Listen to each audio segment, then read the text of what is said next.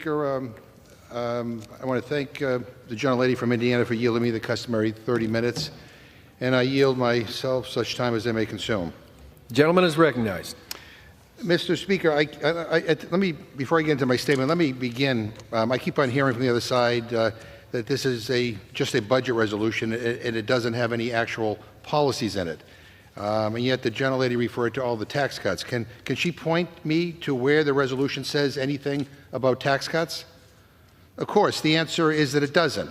What it does is simply instruct our tax writing committees to write legislation to spend $4.5 trillion, just like it instructs our SNAP committee to cut $290 billion and our Medicaid committee to cut $880 billion. You cannot have it both ways and pretend that the harms aren't real while the tax cuts are.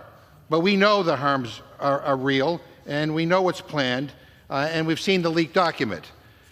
Mr. Speaker, unfortunately, it looks like facts and truth have absolutely no place in this administration or in this Republican Party.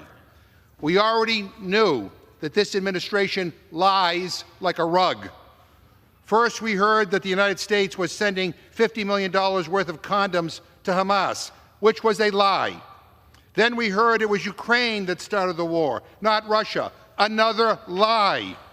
Then we heard the terrible plane crash here in Washington happened because of diversity programs. Also a lie.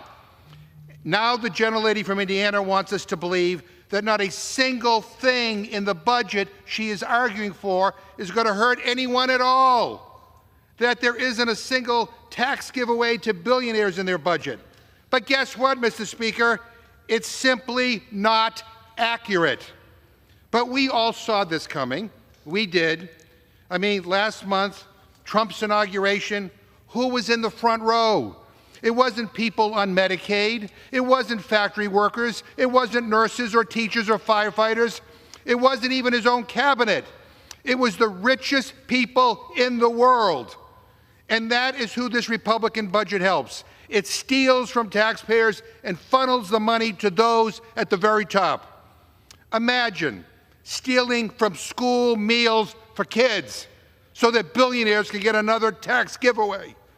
Last night in the Rules Committee, the gentlelady claimed, oh, no, Democrats can't prove there are any cuts in this budget. Except, Mr. Speaker, we can. We can. And let me lay it out as simply as I can for people. The Republican budget cuts, for example, $330 billion from programs related to education.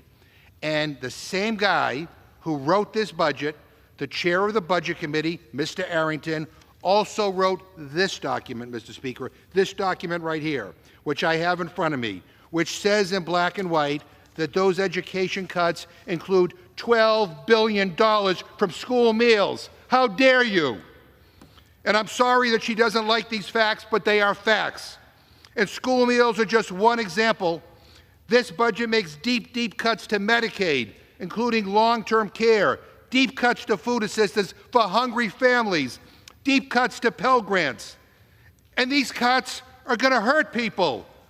So I would just ask the gentlelady a simple question. Whose side are you on? Does she want to stand with the school kids in her district who rely on school meals to get through the day? Or does she side with the billionaires who are getting another tax giveaway in this budget?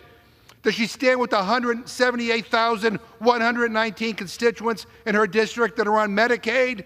Does she stand with the thousands and thousands of kids in her district who rely on school meals? Or does she stand with the greedy corporations who are price gouging struggling families? I know where I stand, Mr. Speaker, and we are going to fight like hell to oppose this awful Republican budget because we know whose side we're on. And we're going to fight like our constituents' lives depend on it because they do. And with that,